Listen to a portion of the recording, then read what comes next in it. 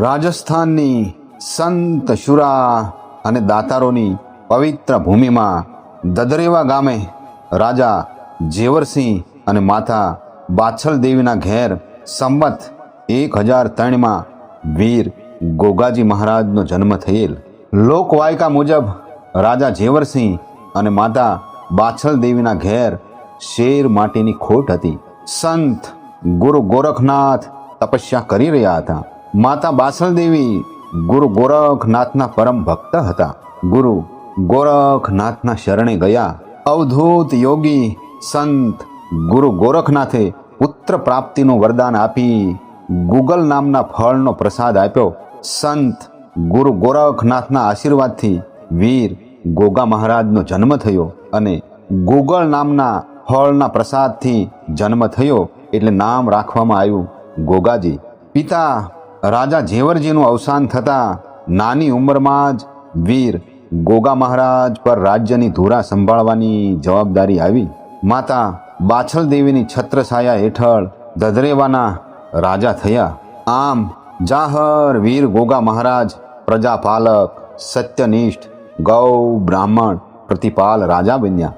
વિદ્વાનો અને ઇતિહાસકારોના કહેવા મુજબ કન્નૌજને લૂંટીને જ્યારે મોહમ્મદ ગજનવી સોમનાથ ઉપર આક્રમણ કરવા નીકળે છે ત્યારે છળ કપટથી વીર ગોગા મહારાજને હરાવવા પોતાના ખાસ 2 માણસોને મોકલે છે. બંને માણસો આવીને વીર ગોગા મહારાજને પ્રણામ કરી હીરાથી ભરેલો થાળ સામે ધરી નમન કરીને આગ્રહ કરે છે કે સુલતાન તમારી વીરતાને વંદન કરે છે, એટલે આ નજરાણાનો આપ સ્વીકાર કરો અને સહી સલામત ગુજરાત જવાનો રસ્તો આપો. વીર ગોગા મહારાજે હીરાથી ભરેલો થાળ ઠોકર મારીને ઉડાડી દીધો. ત્યારબાદ ગજનવીએ પોતાની સેનાને કૂચ કરવાનો આદેશ આપ્યો. ગજનવીની વિશાળ સેના સામે વીર ગોગા મહારાજ અને તેમની સાથે 800 વીર રાજપૂત સૈનિકો અને 300 બીજા સૈનિકો સાથે ઘમાસાણ યુદ્ધ થયું. ફરીથી ગજનવીએ સંધિ કરવાનો સંદેશ મોકલ્યો, પણ એ સંદેશો પણ વીર ગોગા મહારાજે ઠુકરાવી દીધો. હારી થાકીને ગજનવી યુદ્ધ કર્યા વગર જ ગુજરાત તરફ નીકળી ગયો. આ બાજુ વીર ગોગા મહારાજે બીજા રાજાઓનો સાથ લઈ ગજનવી જ્યારે પાછો ફરે ત્યારે યુદ્ધ કરવાનું નક્કી કરી નાખ્યું હતું.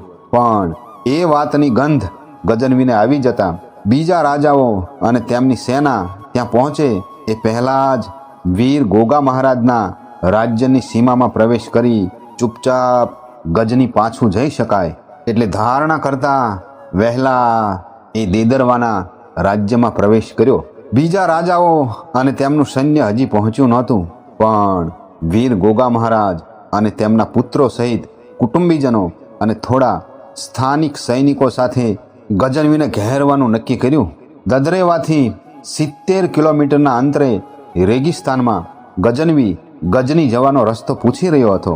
એવામાં વીર ગોગા મહારાજની સેનાના વીર સૈનિકોએ માર્ગ બતાવવાના બહાને નજીક પહોંચીને ગજનવીની સેના ઉપર આક્રમણ કર્યું. ઘમાસાણ યુદ્ધ થયું. રાજપૂત વીર યોદ્ધાઓએ ગજનવીની સેનાને તહન સહન કરી નાખી.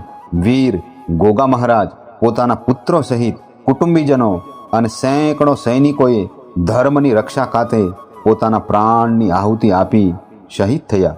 આ ધર્મયુદ્ધમાં ધર્મની રક્ષા કાજે વીર ગોગા મહારાજનું શીશ દદરેવામાં પડ્યું અને શીશ વિનાનું ધડ નોહર હનુમાનગઢમાં પડ્યું. શીશ વગરના ધડને લડતું જોઈને ગજનવી સ્તબ્ધ થઈ ગયો અને બોલી ઉઠ્યો, જાહીર પીર, રાજસ્થાનની ગરમ રેતી અને પાણી વગર તડપીને અને સાપના કરડવાથી ગજનવીના હજારો સૈનિકો મૃત્યુને ભેટ્યા અને ગજનવીનું અર્ધું સૈન્ય ખતમ થઈ ગયું. વીર ગોગા મહારાજને નાગ દેવતાના અવતાર માનવામાં આવે છે. રાજસ્થાનના મહાન સિદ્ધોમાં જેમની ગણના થાય છે. વીર ગોગા મહારાજને મુસ્લિમો જાહર પીર કહીને પૂજે છે અને હિન્દુ નાગ દેવતાના રૂપમાં પૂજે છે અને ભગવાન વિષ્ણુના અવતાર માનવામાં આવે છે. એક લોકવાયકા મુજબ વીર ગોગા મહારાજને તક્ષક નાગ દેવતાએ પ્રસન્ન થઈને વરદાન આપેલું કે સાપોના દેવતા તરીકે તમારી પૂજા થશે. દદરેવામાં આજે નાગ દેવતા ગોગા મહારાજનું ભવ્ય મંદિર આવેલું છે. ગોગામેડી હનુમાનગઢ કહેવાય છે. નાગ દેવતાના અવતાર વીર ગોગા મહારાજને રાજસ્થાન, ઉત્તર પ્રદેશ, ઉત્તરાખંડ, મધ્યપ્રદેશ, હરિયાણા, પંજાબ, હિમાચલ પ્રદેશ, ગુજરાત, પશ્ચિમ બંગાળ સહિત સમગ્ર ભારતમાં લોક દેવતાના રૂપમાં પૂજા થાય છે. ધર્મ, સંસ્કૃતિ અને ગૌરક્ષક નાગ દેવતાના અવતાર વીર ગોગા મહારાજને આજે આપણે ભાવથી વંદન કરીએ.